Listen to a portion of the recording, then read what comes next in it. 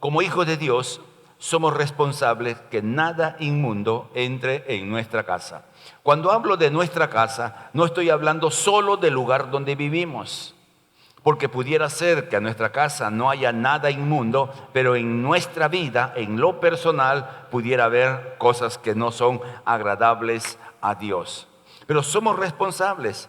En el segundo libro de Crónicas, el capítulo 23, 19, que ya hemos mencionado este texto, se hizo una distribución de los sacerdotes y las funciones que debían cumplir. Y entre las funciones estaban los porteros. Y la tarea de los porteros era que ninguna cosa impura, ninguna cosa inmunda entre en el templo. O sea, su trabajo era lo que llamaríamos nosotros control de calidad. ¿No? Ellos veían algo que no estaba bien, frenaban, decían esto no. Y seguía pasando, la gente trayendo sus cosas, pasando sus cosas, iban chequeando a cada quien a fin de que nada entrara que fuera impuro, inmundo o algo que desagradara a Dios. Así somos todos, somos porteros de nuestra propia vida. Los padres somos porteros de nuestra casa. Pero hablando y personalizando, somos porteros de nuestra propia vida. Y uno decide qué cosa entra en nuestra vida. Uno decide qué cosa deja fuera de nuestras vidas. Es nuestra decisión.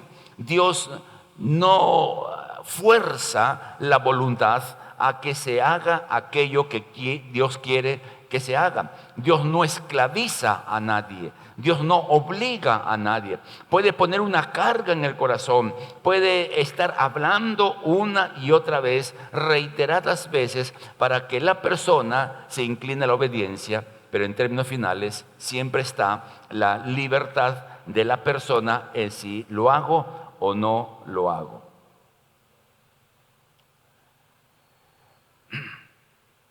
Tenemos que hacer una advertencia necesaria. El diablo, a través del mundo demoníaco, busca ingresar en nuestras vidas para afectar lo que amamos o lo que tenemos. En primer término, para explicar esto, el diablo es un ser real que no tiene absolutamente nada de bueno. O sea, el diablo no te ofrece nada bueno para tu vida. Puede parecer bueno, pero no es bueno. Puede parecer agradable, puede parecer bonito, pero no lo es. Recordemos Génesis 3:15. 3 del 1 al 5. Ahí está Adán y su esposa en el huerto, disfrutando de todo lo bueno que Dios le había dado, disfrutando posiblemente el uno del otro, etc. Y en medio de esa realidad, el adversario, el diablo, a quien se le llama en aquel momento la serpiente, se introduce. ¿Y qué es lo que hace? No cuestiona la palabra de Dios, rechaza la palabra de Dios y ofrece su alternativa. Dice, con que Dios te ha dicho que te vas a morir. Luego dice, no morirás. Y ofrece la alternativa, porque el día que tú comas serás como Dios. Entonces, esa táctica a través de los siglos se ha ido viendo. Cómo el adversario cuestiona la palabra, niega la palabra y ofrece alternativas. ¿Qué de malo tiene hacer esto? ¿Qué de malo tiene hacer aquello? Si lo haces vas a disfrutar, si todos lo hacen, etc. El propósito maligno tiene que ver con ello. Afectar, ingresar para afectar. No puede afectar desde afuera, tiene que estar dentro de uno, a través de un acto de desobediencia. Por eso tenemos que tener dos advertencias necesarias respecto al mundo demoníaco. Los demonios son espíritus que están limitados a cierto territorio. No pueden ir más allá de donde Dios les designa. En Mateo 12:43 dice que cuando un espíritu inmundo sale, anda por lugares secos buscando reposo. O sea, los espíritus malignos están en todo sitio. Están dentro de un área geográfica. Por decir, los demonios chalacos no pueden irse al Callao porque los matan. Por decirlo así, ¿no es cierto? Están ahí metidos dentro. Y su actividad es buscar. Ellos buscan, dice, buscan reposo. O sea, esa es su actividad, pero están limitados. Marcos 5:10, cuando recuerdan ustedes el muchacho que fue endemoniado y que el Señor Jesús fue y lo libertó. Los demonios le decían, no nos saques de esta zona. Métenos en los cerdos, pero no nos saques de esta zona. Es decir, los demonios querían estar en esa área, no querían estar fuera del lugar donde estaban. Y dicen, buscan reposo. Y el reposo de un demonio es afectar la vida de un creyente para hacerlo sufrir de las diversas maneras. Qué interesante, amado hermano, en la anterior reunión decíamos esto, que los demonios reposan cuando te hacen sufrir. ¿Cómo se llama esa enfermedad psicológica que le gusta ver sufrir a los demás? Uy, estamos iguales. Sádico, sadismo, ¿no? ¿Correcto? Un sádico. Entonces los demonios son sádicos. Le gusta, su disfrute es ver sufrir. Pero uno dice, pero ¿cómo? No sufrir en el momento en que uno desobedece, sino en el momento de las consecuencias de nuestra desobediencia. Cuando pagamos el mal precio que paga el pecado, entonces los demonios hacen fiesta. Ese es su reposo, esa es su alegría y su gozo. Entonces no tenemos que considerar, amado hermano, poca monta el ser desobedientes. No, es complicado. Sigamos con esto de advertencia porque es necesario entender para explicar algunas cosas que podemos estar usando o que podemos tener y las consideramos como que no son malas. Cosas que podríamos tener en casa o prácticas que podríamos tener que de repente sin ser vistas como malas pudieran afectarnos. Así que vamos a ver en primer término cómo actúa el mundo espiritual divino, cómo se mueve a favor de los creyentes o en este caso de la iglesia. El mundo espiritual divino se mueve hacia nosotros por medio de la oración. Cuando oramos, los cielos se abren. ¿Cuántos sabemos eso? Cuando oramos, los cielos se abren. No interesa en qué lugar uno ore o en qué circunstancias uno se encuentre. La oración toca el cielo y Dios se mueve en él. Lo segundo, y lo encontramos en el Antiguo Testamento, son altares, lugares dedicados a encuentros personales con Dios. Entonces, nosotros tenemos dos altares. Un altar es esta casa. Esta casa es un altar. Aquí nos reunimos para ofrecer sacrificios, no cruentos como en el Antiguo Testamento, sino sacrificios espirituales. Usted viene y juntos disfrutamos de lo bueno que Dios tiene para nuestras vidas. Es un altar. El segundo altar es tu casa. Tu casa es tu segundo altar, porque ahí está la familia que tú amas, ahí están tus hijos, ahí están las personas con quienes tú te relacionas. Entonces, cuando hacemos en nuestra casa un momento de oración, por ejemplo, a la hora de almorzar, porque se supone cuando ustedes almuerzan oran, ¿no? Amén. A ver si hay una cara de culpable por ahí. Hay más de una. Pero bueno, dejémoslo que el Señor se encargue. Pero cuando, como familia, por ejemplo, estamos sentados en la mesa, papá, mamá, los hijos, o algún invitado, etcétera, y si vamos a bendecir los alimentos, en ese momento, ese lugar es un altar. Cuando tú ya vas a dormir o te levantas temprano, depende, y abres tu tiempo con Dios o abres tu Biblia para leer y tener un tiempo de oración, ese es tu altar. O sea, el altar es el lugar del encuentro, el lugar que uno ha separado para el encuentro con Dios. Pactos, Cuando hablamos de pacto, hablamos de compromiso que uno hace con Dios. Estamos sí en un pacto llamado el nuevo pacto, establecido por Dios, es irrenunciable. Uno no puede renunciar a ese pacto. Dios tampoco lo va a hacer. Pero hay pactos donde nos comprometemos con Dios para algo. Dice, Señor, te prometo que este año voy a leer la Biblia. Es un pacto. Aunque no derrame sangre, aunque no ofrezcas nada a cambio, tú estás diciendo, Señor, te ofrezco este año ser puntual y leer la palabra. Entramos en un pacto y Dios respeta los pactos establecidos. La alabanza y la adoración, dice la Biblia que Dios habita ¿en medio de qué dice? De la alabanza de su pueblo. Es decir, cuando cantamos, ahí está Dios, Dios se mueve en medio de la alabanza. Entonces, miren, hablábamos con alguien, ¿por qué debemos tener música cristiana que se escuche en nuestra casa? Porque allí Dios se mueve. Pero no estoy cantando yo, pero se está alabando y adorando a Dios. Y quiera que no quiera, amado hermano, quien escuche una canción, hablando de un cristiano, va a acompañar o con su corazón, o con su mente, o con su boca. Entonces, alabanza y adoración. Y finalmente, el servicio realizado a Dios. Cuando servimos al Señor, en el área que fuera, nosotros estamos abriendo el mundo espiritual.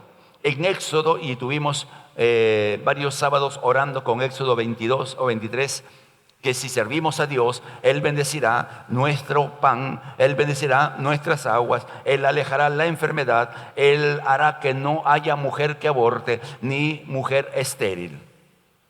O sea, el servir a Dios abre la puerta para que Dios pueda derramar bendiciones sobre nuestras vidas. Es la manera que el mundo espiritual de Dios puede acceder al creyente. Es la manera como abrimos la puerta para que lo bueno de Dios, las cosas que Dios tiene para nosotros, puedan llegar hasta nosotros. Ahora, ¿cómo opera el mundo espiritual de maldad? Todos debiéramos saber algo, hermanos. El diablo es un imitador. Él no es creativo, no ha creado nada porque no tiene la capacidad creadora como lo tenemos los seres humanos.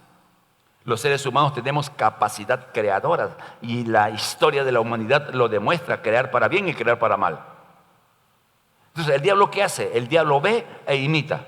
El diablo ve e imita. Lo que hace Dios, lo hace el diablo. Entonces, para que el diablo acceda, tiene que darse el mismo camino. No tiene que darse el mismo camino, ya sea discúlpeme, de la misma manera el mundo espiritual maligno se mueve en contra de los hijos de Dios cuando estos actúan bajo sus métodos malignos. Por ejemplo, ¿podemos hacer una oración al diablo? ¿Qué dicen ustedes? Piense bien. Por ejemplo, cuando alguien dice, me quiero morir, ¿a quién creen que le están pidiendo?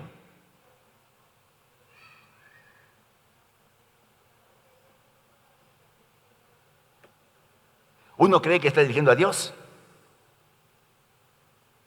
Podríamos decir, y hemos dicho muchas, a mí todo me sale mal. ¿Y es cierto, hermano, que todo te sale mal? A ver, dígame usted, ¿es cierto que todo le sale mal? Algunas cosas salen mal. Entonces hacemos algunas oraciones o hablamos algunas palabras que pueden desatar que el mundo espiritual de maldad pueda tocar nuestras vidas. ¿Podemos nosotros tener altares? Por ejemplo, el internet se puede convertir en un altar donde se adora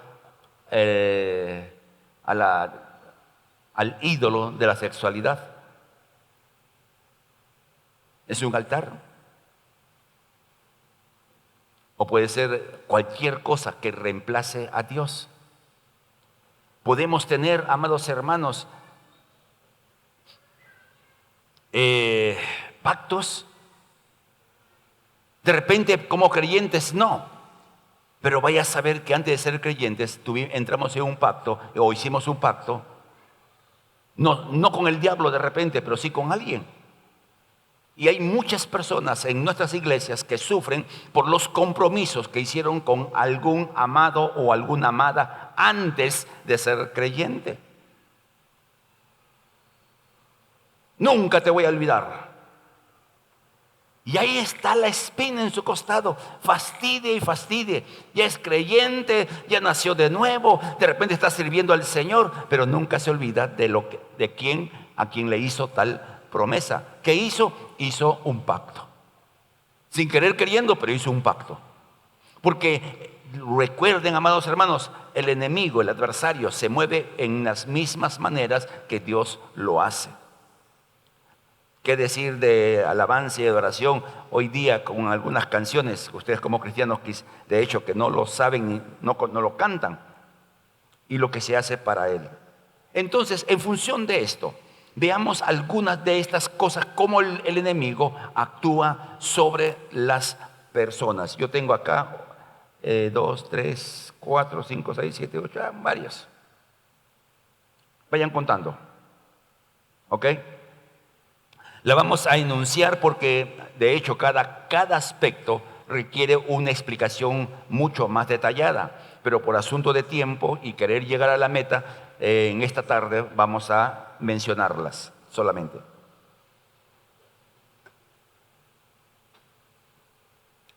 Veamos una de ellas, el ocultismo en cualquiera de sus formas. El ocultismo es una fe religiosa. ¿Cuántos de ustedes antes de ser creyentes, le tenían una fe casi ciega? Otros media tuerta, se creían y no creían. El horóscopo. Y miren, amados hermanos, hasta ahora algunos creyentes, a veces los muchachos que todavía no conocen muy bien, se preguntan, oye, ¿de qué signo eres?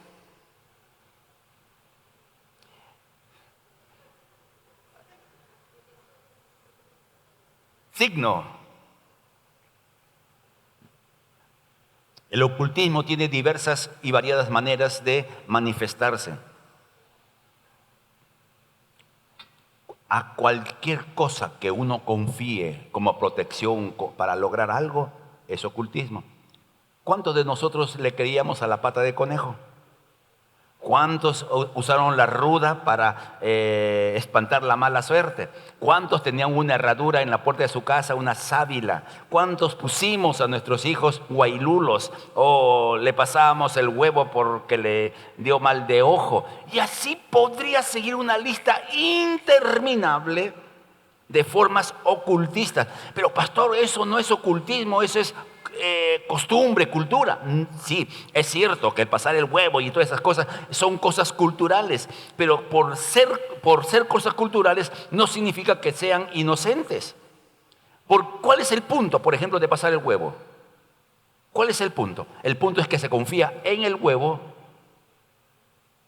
como lo que va a traer sanidad al cuerpo del muchachito. ¿Cuál es el punto de los guailulos, esas cositas rojas que le ponen a los niños? Creer que por esas cositas, semillas, no le va a pasar nada al niño. ¿Cuántos no pasaban debajo de la escalera?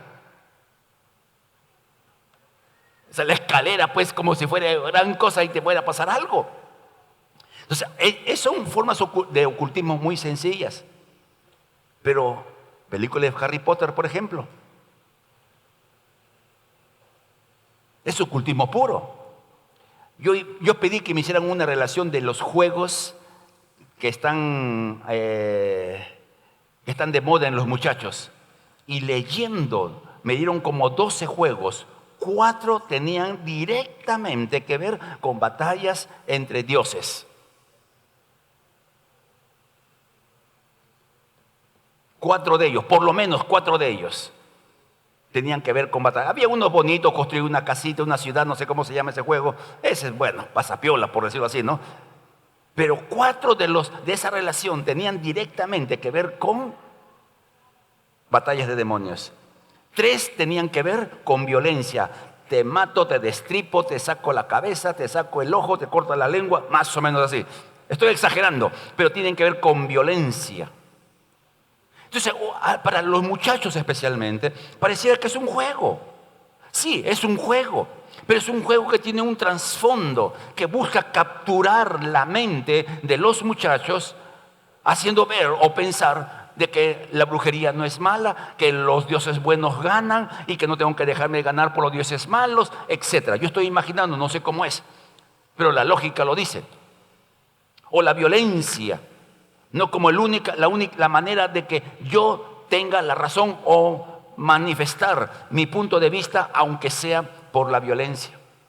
Hay diversidad de formas ocultistas. Y la meta es muy simple.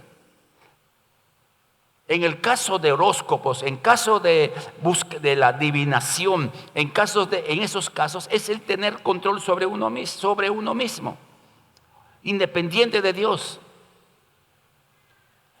Cuando una persona va a hacerse ver, a leerse la mano, por decir, ¿no? Y más de uno posiblemente en nuestra ignorancia lo hicimos en nuestra vida antes de ser creyentes, que nos lean la mano.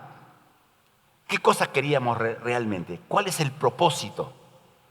Es que nosotros podamos tener control sobre nuestra vida. Y te decían, la línea de tu vida es cortita, te vas a morir joven. Nunca te dicen eso, ¿no? Nunca te dicen que tu vida va a ser corta. Siempre te dicen las cosas bonitas, pero bueno, en fin. Entonces, la primera puerta que podemos estar abriendo para que el mundo espiritual de maldad tenga acceso sobre nuestras vidas es cualquier tipo de ocultismo. Cualquier película que tenga que ver con ello. Usted, queridos hermanos, yo personalmente considero, no, de que ir al cine no tiene absolutamente nada de malo. No tiene nada de malo que tú vayas al cine, pero tienes que ser sabio en saber qué películas vas a ver. No porque te dicen que es bacán, o porque es bonita, o porque tiene una buena trama. Entonces voy a ver. ¿Cuántos de ustedes han escuchado no, sí han escuchado. ¿Cuántos saben de los pitufos, por ejemplo?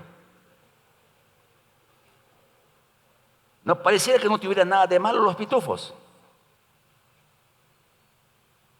Ahí está el abuelo.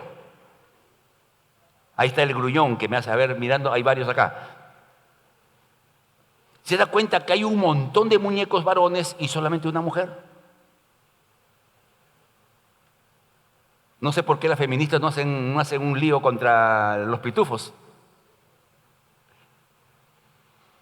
Y ahí está el brujo, Gargamel, creo que se llama.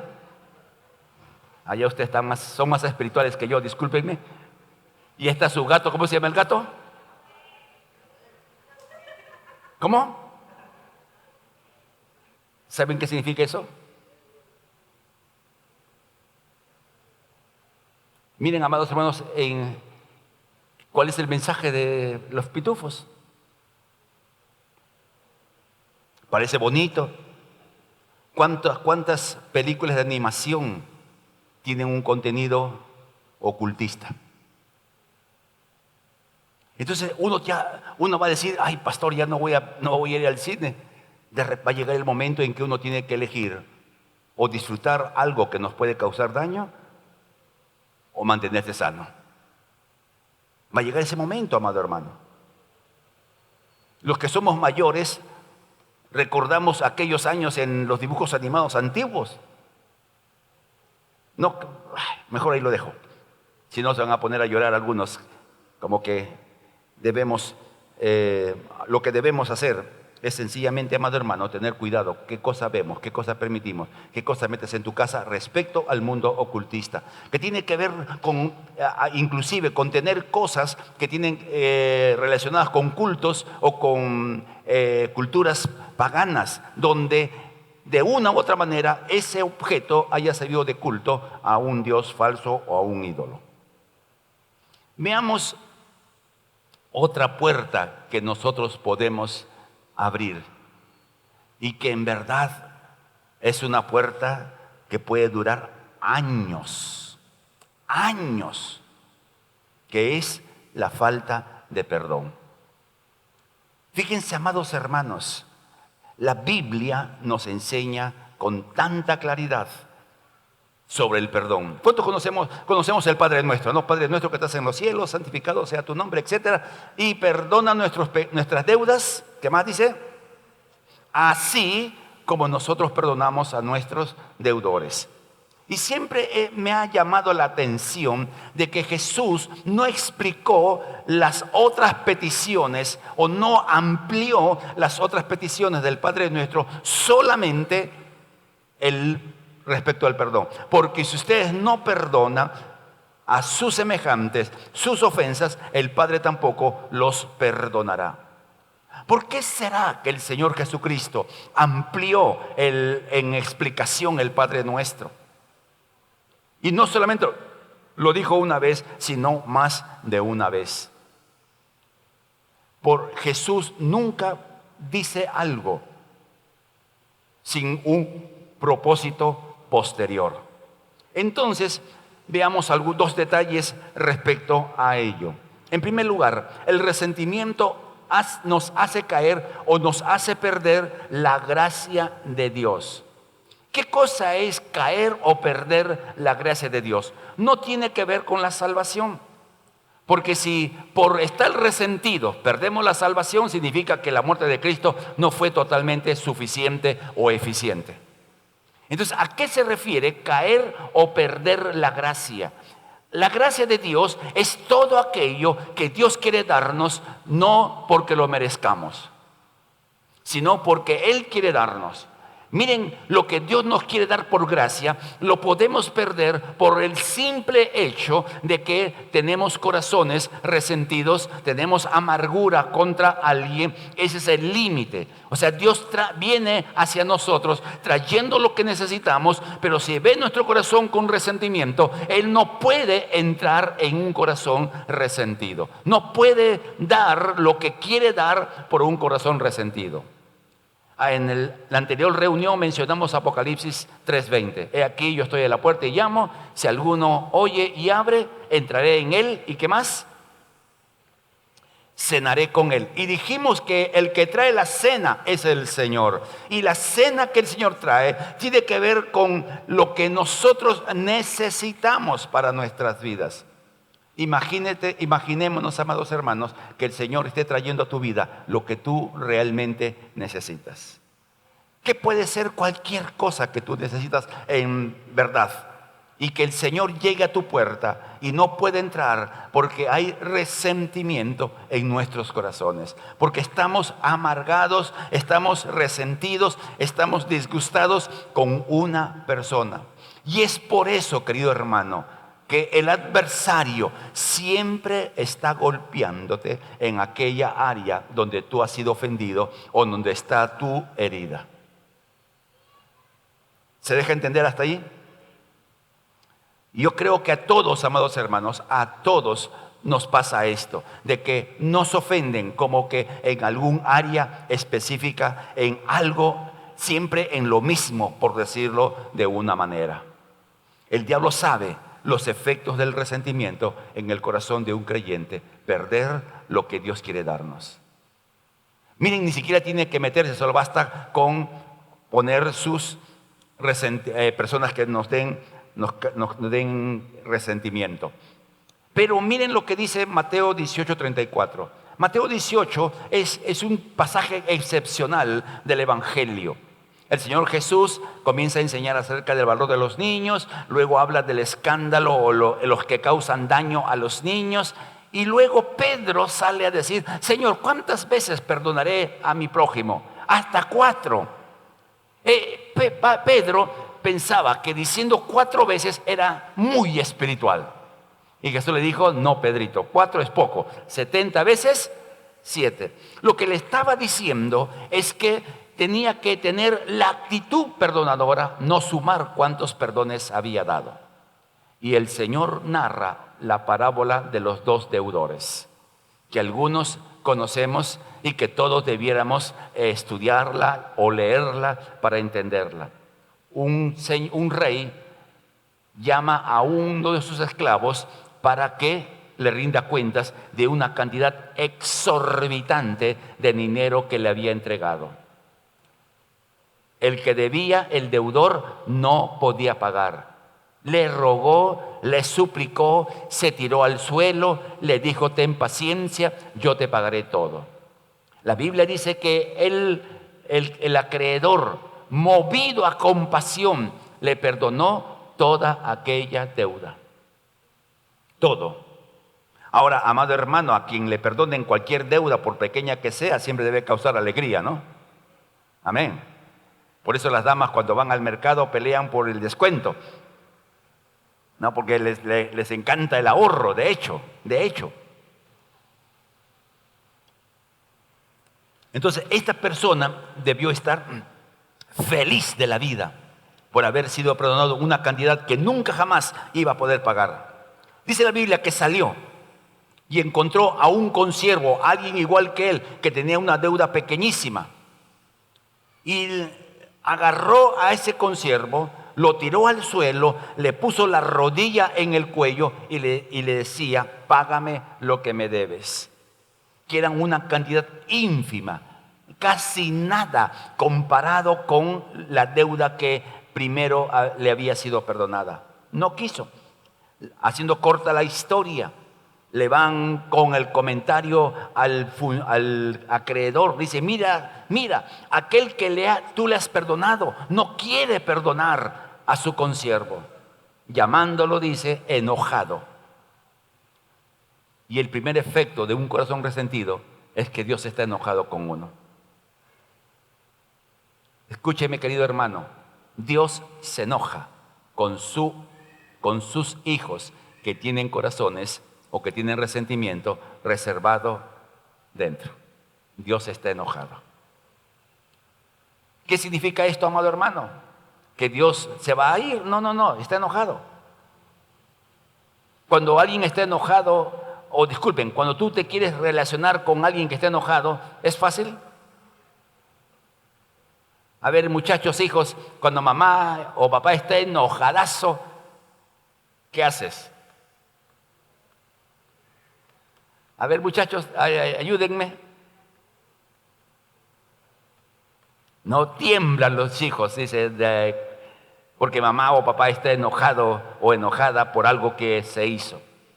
No se pierde la relación papá-hijo, pero se pierde esa comunión que hay por causa de una falta que hubiera habido. Cuando Dios se enoja con nosotros, no es que Dios se va, es que no podemos disfrutar de esa relación con Dios. Sigue diciendo, enojado, le dice: siervo malvado. O sea, Dios califica a quien no perdona como una persona malvada. Dice: tú debías perdonar así como yo te perdoné. Y como no quisiste perdonar, le entregó, dice en Mateo 18:34, lo entregó a los verdugos. La palabra verdugo en el original griego es atormentador. La gran pregunta es: ¿quiénes son los que atormentan a los cristianos? Respóndanme. Hace un momento dije: ¿quiénes son los que atormentan al cristiano? Espíritus malignos. Recuerden, ¿en qué haya descanso los demonios? En hacernos sufrir. Entonces, un corazón que tiene amargura, un corazón resentido, es como que tú cuelgas un pollo en el patio y las moscas sin invitación llegan por montón.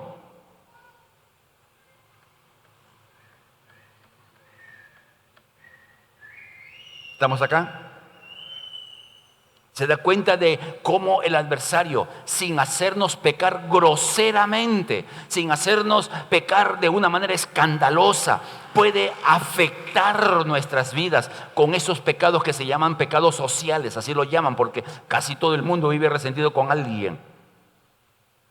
Pero para un hijo de Dios, el resentimiento no es parte, no debe ser parte de su vida. La consecuencia de un corazón resentido es que va a vivir en esclavitud espiritual. Y esto es una contradicción. Habiendo sido hechos libres por Cristo, tenga áreas de su vida esclavizadas. Y como está esclavizado, no puede disfrutar de todo aquello que Dios tiene para su vida. Entonces dijimos, ¿cuál es la primera puerta que podemos abrir? El ocultismo. La segunda puerta, resentimiento o la falta de perdón. Usted no puede darse el lujo de estar resentido o resentida. Usted no puede dar el lujo. Aparte del daño que se causa a sí mismo físicamente, aparte del daño que se causa a usted emocionalmente, psicológicamente, se causa daño espiritual. Usted pierde, amado hermano, amada hermana. Si usted tiene un resentimiento, usted pierde. Diga usted a sí mismo, si fuera resentido, repita conmigo, si fuera resentido, estoy tomando veneno pensando que el que me resintió se muera. ¿Ya se entendió? Uno se causa el daño. Usted puede tener muy buenas razones para estar resentido, pero ninguna buena razón justifica lo que Dios prohíbe. Voy a repetir, ninguna buena razón justifica lo que Dios prohíbe. Dios dice no, y cuando Dios dice no, ¿qué significa? No. Entonces veamos otra puerta que podemos abrir en este comentario que estamos haciendo. El pecado sexual. La Biblia usa una palabra en el Nuevo Testamento para referirse al pecado sexual, que es porneia, pecado sexual o fornicación. Y esa palabra fornicación que se encuentra en el Nuevo Testamento no solo se refiere al pecado sexual que pudieran cometer los solteros, sino a cualquier tipo de pecado donde se obtenga placer sexual fuera del orden divino. Entonces, cuando hablamos del pecado sexual, es la búsqueda de la satisfacción sexual fuera del orden de Dios. Y ahí entra infinidad de formas, y no vamos a ser tan específicos para avanzar, por lo menos en este momento. El pecado sexual es una de las puertas más fáciles de penetración de espíritus malignos. Uno se pregunta muchas veces, ¿por qué hay tanta violencia en el orden sexual? Que no solamente es a las mujeres, ¿no? En esto de la violencia sexual y el reclamo justo del abuso sexual de las mujeres, se olvidan del abuso sexual de los hombres. No es pequeña cosa, hombres que han sido abusados o que son abusados en diversidad de edades. Es un hecho. ¿Por qué hay tanto abuso sexual? ¿Por qué hay tanto, cómo podríamos decir, libertinaje, que es una palabra adecuada? Porque en el mundo espiritual maligno, el quebrar el orden establecido por Dios en el área sexual es una de las formas donde el diablo, a través de sus demonios, pueden operar en la vida del creyente. En la literatura judía, ellos tienen dos nombres. Uno, Asmodeo, y otra, Lilith. Que es los nombres que los judíos, yo no digo que sea bíblico, solamente estoy refiriéndome a lo que ellos dicen en cuanto a los demonios que gobiernan el aspecto de la sexualidad. Asmodeo, que maneja a los hombres, y Lilith, que maneja a las mujeres.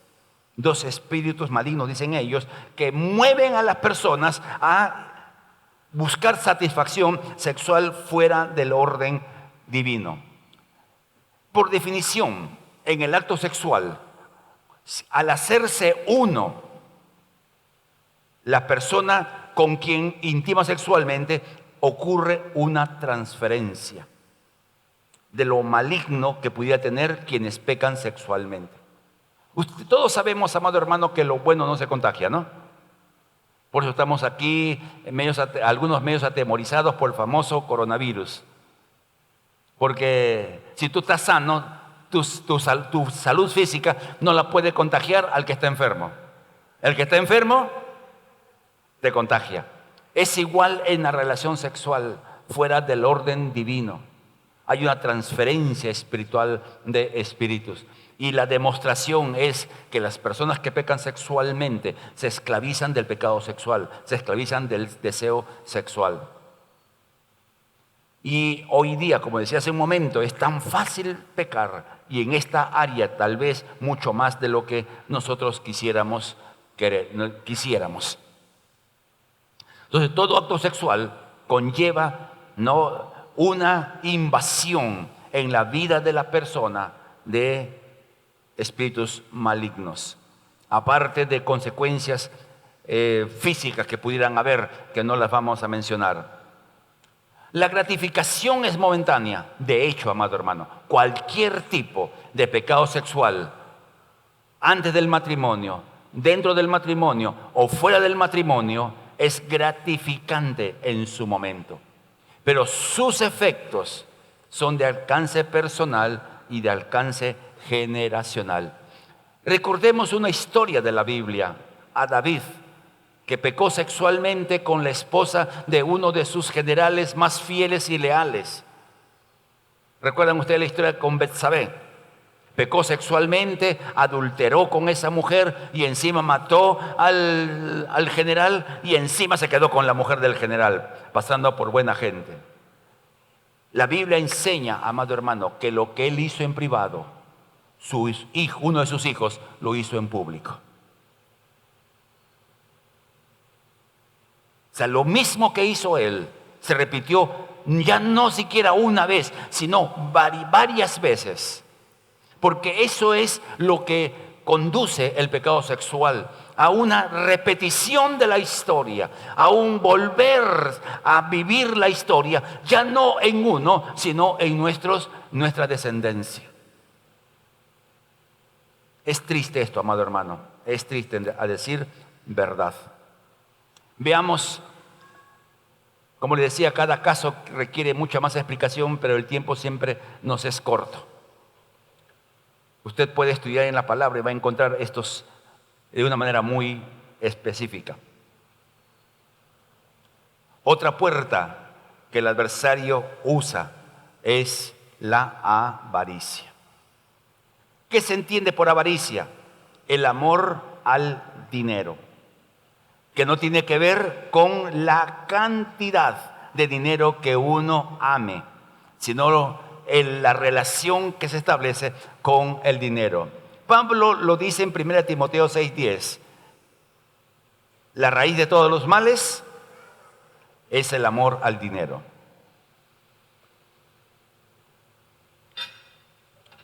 Estaba viendo hacia la volada en el diario de ayer, creo, anteayer, que en el aeropuerto de Jorge Chávez detuvieron a una mamá con un niño por narcotráfico. Estaba trasladando droga y la droga lo habían envuelto en la espalda del niño, de un bebito. Usted se puede imaginar, querido hermano, una mamá exponer a su hijo, a su nene, para llevar droga. ¿Y qué mueve a la mamá a hacer eso? Dinero. Dinero fácil, dinero rápido, supuestamente dinero sin riesgo. Pero miren, lo capturaron. ¿Qué será de ese niño? ¿Qué será de la familia? El amor al dinero es la raíz de todos los males existentes. Por amor al dinero se hacen cosas locas. torpes. Se mata por amor al dinero. Familias se quiebran por amor al dinero. Llega a odiarse familias por amor al dinero. Es terrible, amado hermano.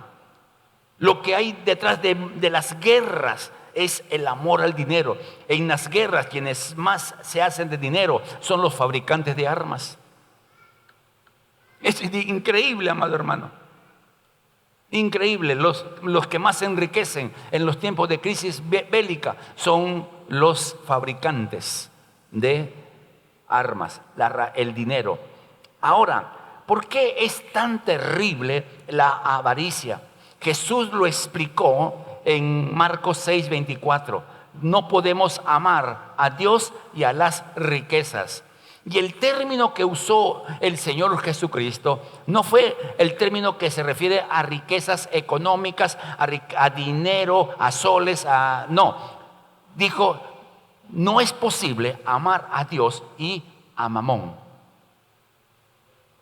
Y cuando estudiamos la Escritura o estudiamos en la cultura judía, Mamón es el dios del dinero. Y eso hay en todo el mundo, hermano. En Bolivia hay, ¿cómo se llama? Equeco, ¿no? El famoso Equeco, el dios del dinero. Y así como que en cada cultura hay un pequeño ídolo o un ídolo grande, no interesa, que sencillamente es el que trae la plata. No, ¿cuántos de ustedes han tenido su plantita llama plata, llama dólar? Y no llamaba nada, llamaba moscas nomás, creo.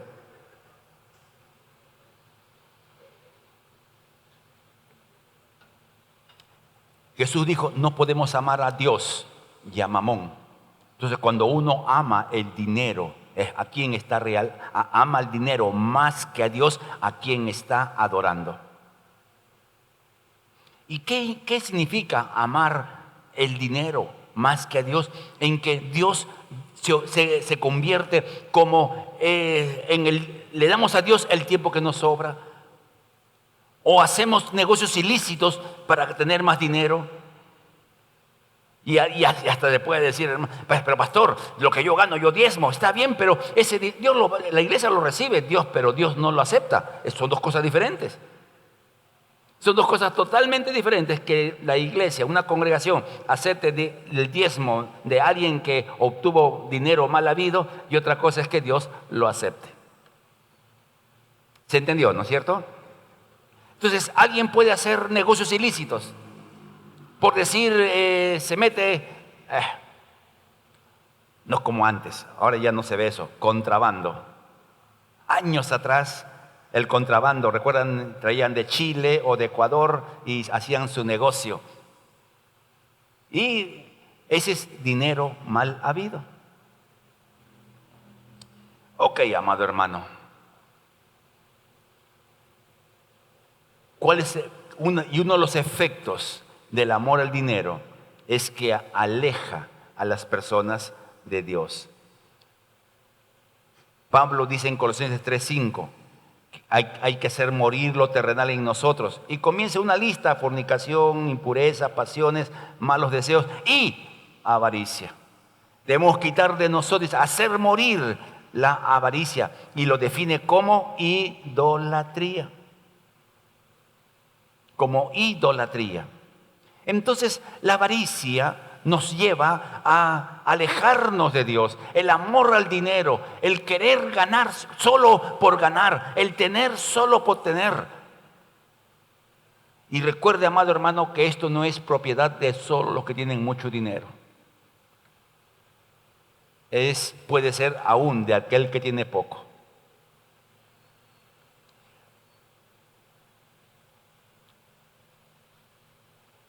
Por ejemplo, aquí creo que todos hemos entendido el valor del diezmo, ¿no? ¿Sí? Cuando algunos creyentes, yo puedo aceptar que los creyentes no entreguen su diezmo por ignorancia, ok, está bien, no conocen, no hay problema. Yo puedo entender que algunos creyentes haya situaciones muy críticas en que se ve envuelto y no da diezmo, entiendo.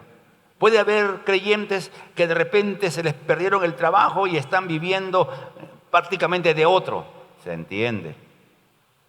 Pero para mí es un poco complicado, amado hermano. Será porque ya uno tomó la forma, ya para uno el esquema es muy claro de aquellos que saben que deben hacerlo y pueden hacerlo y no lo hacen.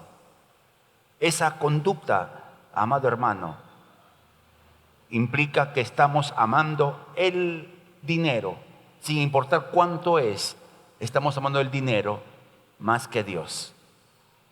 Así que tengamos cuidado, amados hermanos, tengamos cuidado en este bicho que se quiera introducir en nuestras vidas. Pero junto con eso, amado hermano, siempre va a haber consecuencias que nos pueden afectar. Veamos, nos quedan 2 puertas más en lo que va el tiempo para tener un momento de oración con ustedes. Objetos peligrosos. En Marcos 5:12, cuando Jesús expulsa a los demonios que estaban en ese hombre, 5,000 aproximadamente demonios, pudieron ser más de repente, no interesa. Los demonios le rogaron a Jesús diciéndole: envíanos a los cerdos para que entremos en ellos. El mundo espiritual necesita puntos de contacto físico para manifestarse en el mundo real. Por eso hablamos de los altares.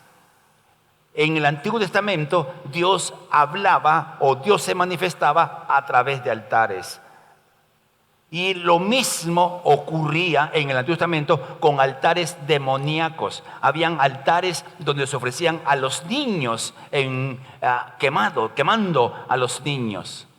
En el Nuevo Testamento hemos dicho, hay altares, sí. Un altar es este lugar donde nos reunimos. Un altar es nuestra casa cuando oramos o cantamos juntos. Un altar es tu lugar privado donde tú y Dios se reúnen. Son altares.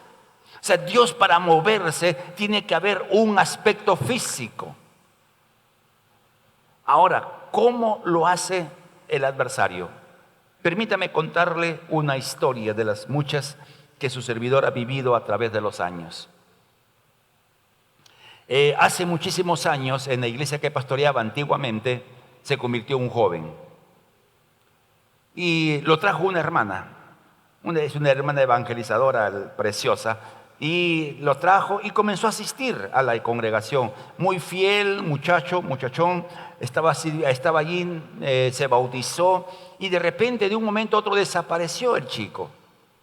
Y como su servidor es medio despistado, no se me ocurrió o me olvidé de preguntar a la hermana. Hasta que un día le pregunto: hermana, ¿y qué del fulano?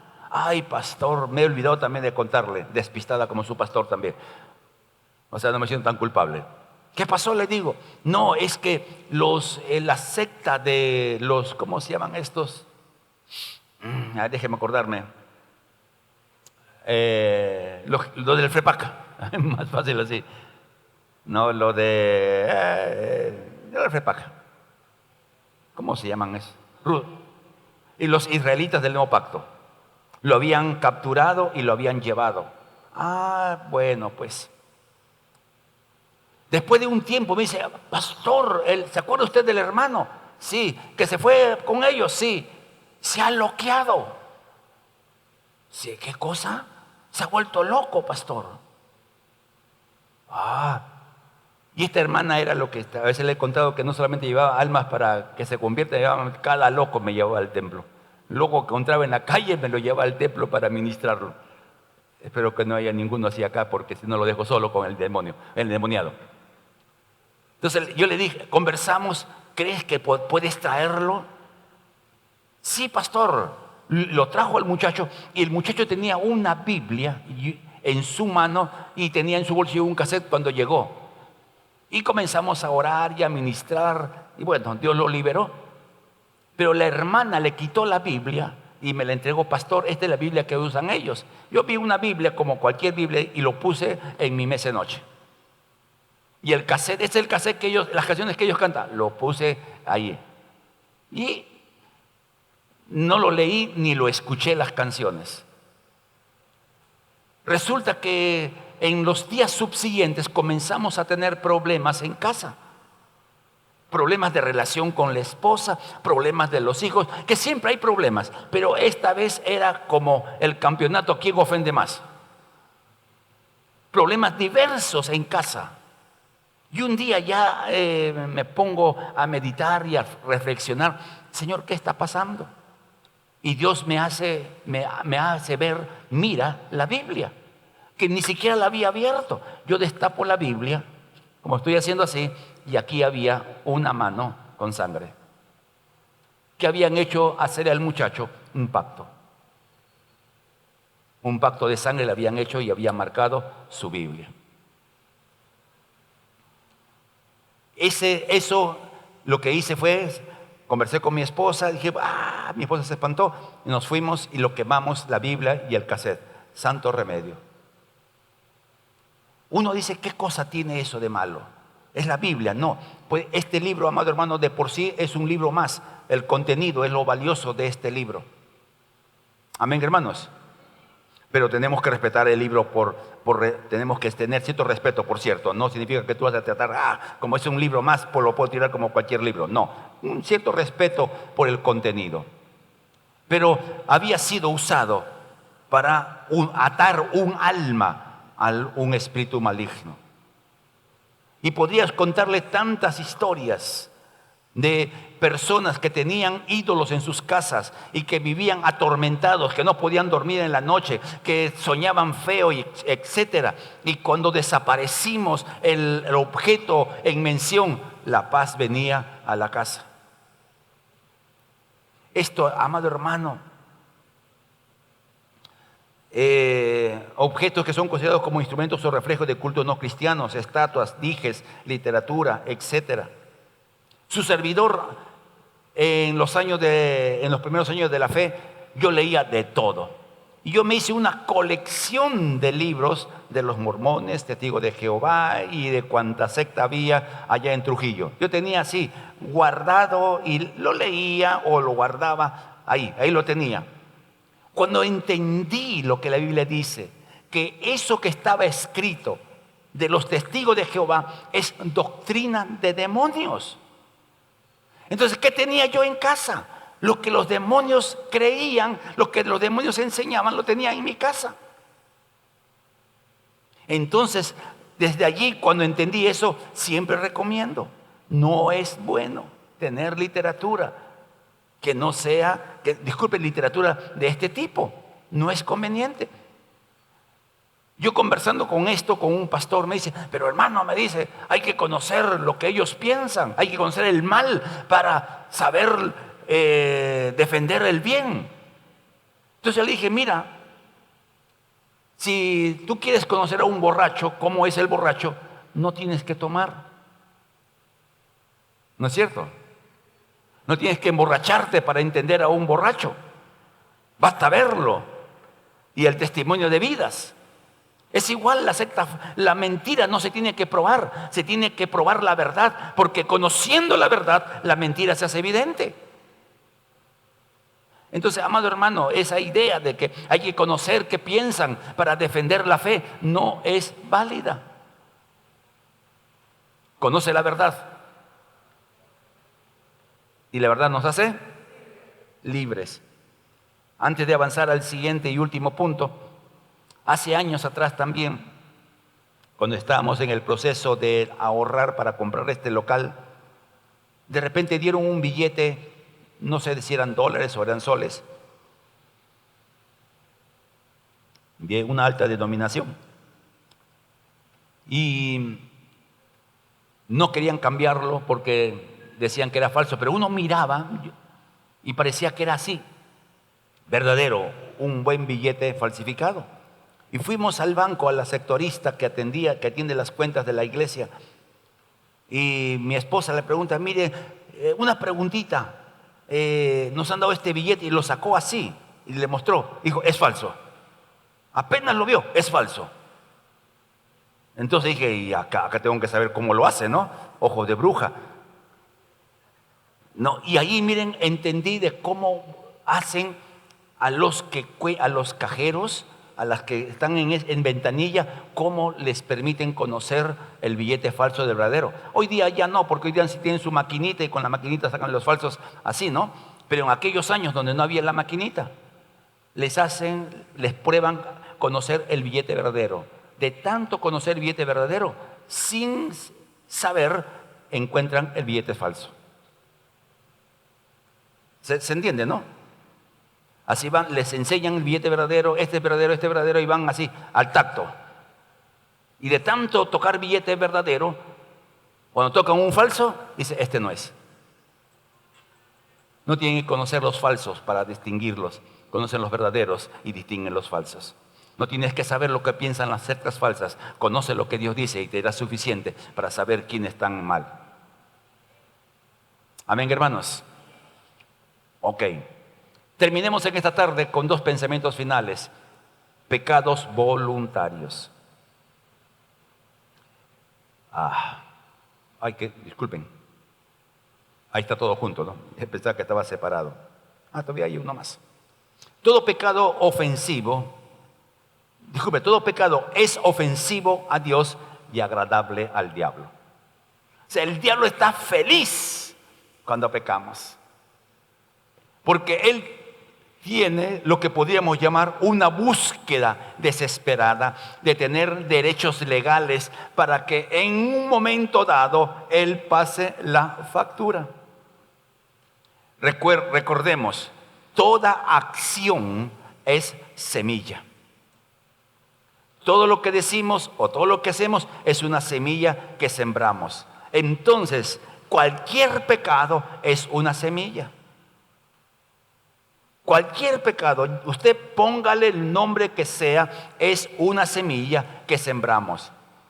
Ocurre que muchos pecados que hemos cometido, como que no ha pasado nadie lo descubrió, nadie se enteró, como que no hicimos absolutamente nada. Es cierto, puede ser que no se descubra hoy día, puede ser que no se descubra nunca, pero ahí está la semilla y es la clave para que el diablo actúe en nuestras vidas en algún momento de nuestra existencia. ¿Ok? Y puede ser que la consecuencia no tenga nada que ver con el pecado cometido. ¿Cuál era? Miren, amados hermanos, en el caso de Job, el pecado que tenía era el temor. Y por causa del temor, él perdió lo que amaba. Eso dice la Biblia. Dejémoslo allí y avancemos. Caramba, nuevamente. ¿Qué ocurre cuando uno peca? Se desata la opresión espiritual divina por las consecuencias del pecado y el diablo aprovecha el pecado para tener derechos legales. Primera de Juan nos enseña estas dos verdades. Cuando uno peca, Dios se mueve hacia el creyente que ha pecado para llevarlo al arrepentimiento.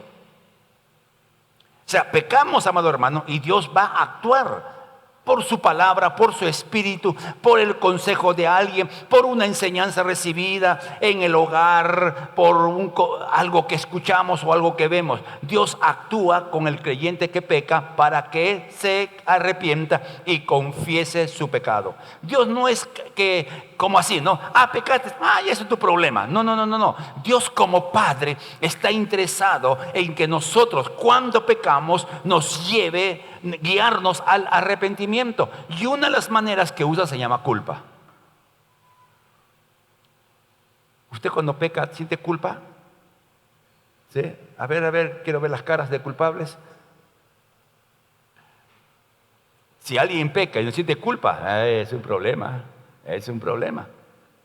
O sea, Dios usa la culpa, es la herramienta divina para que nosotros reconozcamos que hemos pecado, nos arrepintamos y pidamos perdón. Dios se mueve en esa dirección de todo creyente que peca. Entonces, cuando confesamos nuestros pecados, ¿qué hace Dios? Dice, Él es fiel y nos perdona.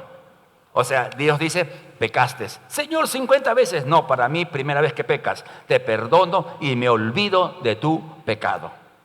Eso es que Dios es fiel. Él dijo que iba a perdonarnos y nos perdona. Pero el mismo texto de 1 de Juan 1:9 dice, Él es fiel y justo. Entonces, Dios no nos puede librar de las consecuencias de los pecados que cometemos. Dios no puede, no tiene manera, no tiene formas de librarnos del pecado que nosotros hemos, de las consecuencias de los pecados que cometemos. Entonces, ¿qué piensan que hace el diablo? Dice, acá tengo una víctima futura. Y algunos estamos en la agenda maligna para una cita con el diablo en cuanto a consecuencias por causa de los pecados que cometimos. Y miren, amados hermanos, esto nos ocurre a todos y creo que es un asunto común. En tiempos buenos nos pasa algo malo. ¿A cuántos han tenido esa experiencia? En tiempos bonitos, algo pasa que malogra el día o que malogra la situación. Es allí el diablo cobrándose, quitándote el gozo de un disfrute. Podríamos seguir hablando de muchas más puertas que abrimos para que el mundo espiritual maligno actúe en nuestra contra. Detengámonos allí y antes de avanzar, antes de terminar, veamos qué tenemos que hacer. Y hay 4 cosas que pudiéramos y debiéramos hacer.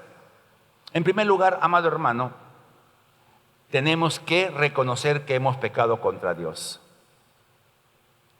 Dice la Biblia, el que dice que no tiene pecado es mentiroso y Dios no vive en él.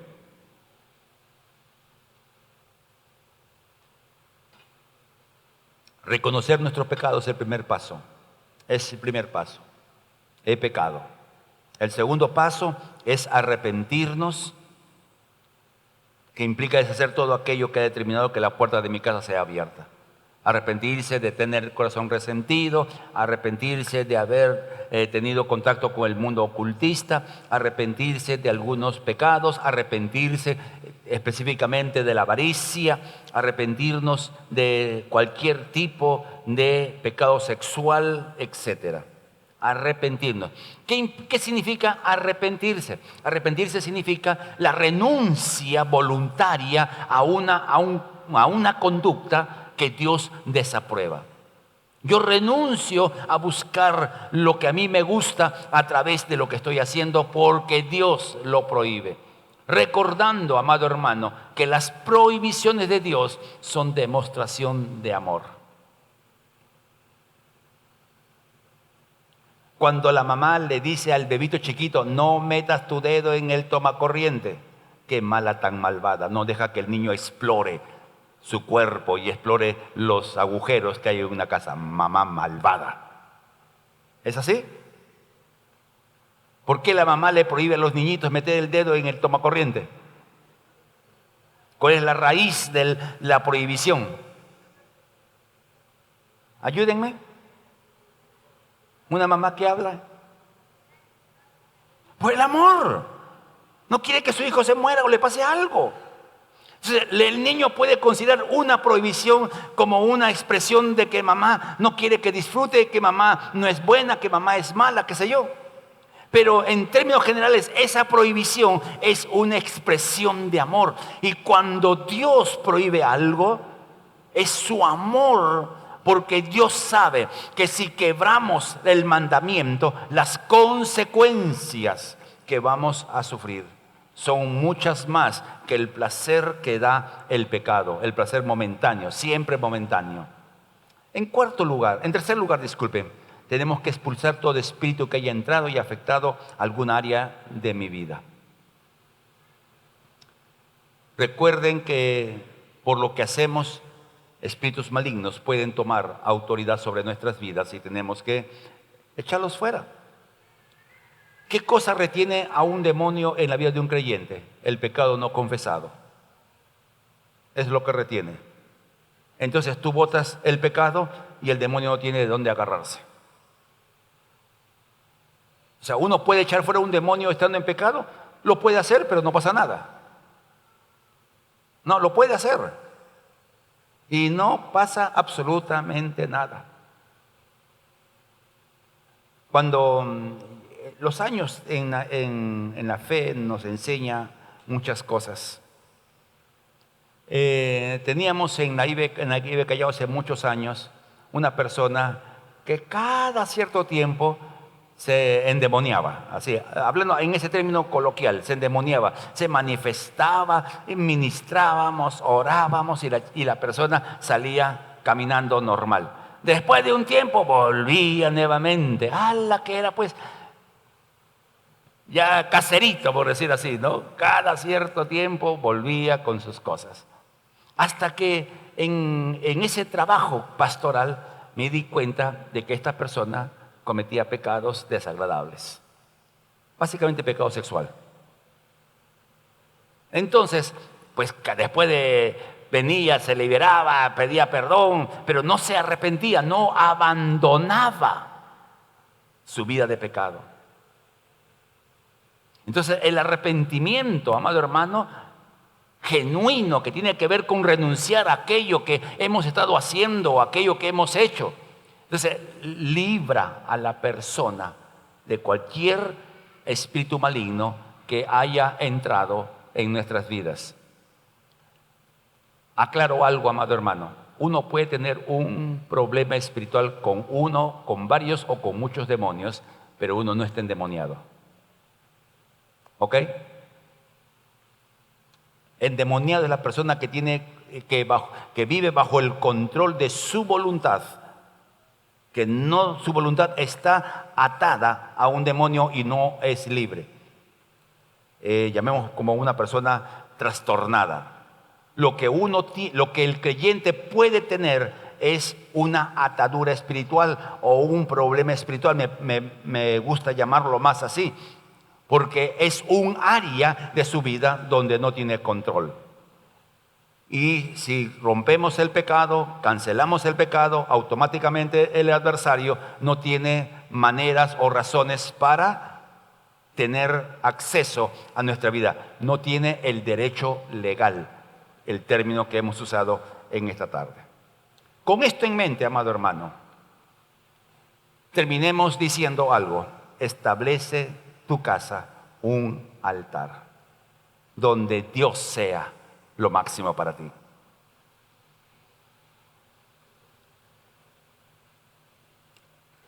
Como hemos mencionado, el altar tiene que ver con el lugar donde tú te encuentras con Dios. Puede ser temprano en la mañana, al mediodía, en la tarde. Puede ser con tu tiempo con Dios o con tu Biblia. Establece tu altar para con Dios. El altar es el lugar de tu cita divina. Es el altar donde Dios está esperando que nos encontremos con Él. Yo puedo imaginarme, querido hermano, nuestro Dios, de lunes a viernes, nosotros con mi esposa tenemos una cita con Dios casi todos los días a partir de las 5:30 de la mañana. Yo imagino, querido hermano, esa imaginación que Dios nos ha dado, que Dios está mirando su reloj. Son 5:29. Tengo una cita con Luis y con Marina. Porque son citas divinas, esos altares donde Dios se acerca a nosotros. Y donde Dios se acerca, amado hermano, gracia y gloria se desata. Donde Dios se acerca, la fortaleza viene a nuestras vidas. Donde Dios se acerca, su gracia es derramada. Así que, querido hermano, haz tu altar. Si no has tenido o no tienes todavía la costumbre, edifica un altar. Toma un tiempo diario con Dios. Algunos casados me dicen, pero pastor, mi cónyuge no quiere. No quiere, bueno. Haz lo tuyo. Lo ideal es que los esposos tengamos nuestro altar, que juntos oremos, que juntos leamos la palabra, que juntos estemos. Es lo ideal. Pero si la contraparte no quiere, tú no puedes sacrificar tu altar por la actitud del otro. Haz tu altar. Ten tu altar. Esas citas divinas. Yo creo que algunos de ustedes que ha experimentado esto. En esas citas divinas en un altar en casa, Dios ha manifestado su gloria y hemos tenido cosas preciosas de parte del Señor. En esos encuentros íntimos con Dios.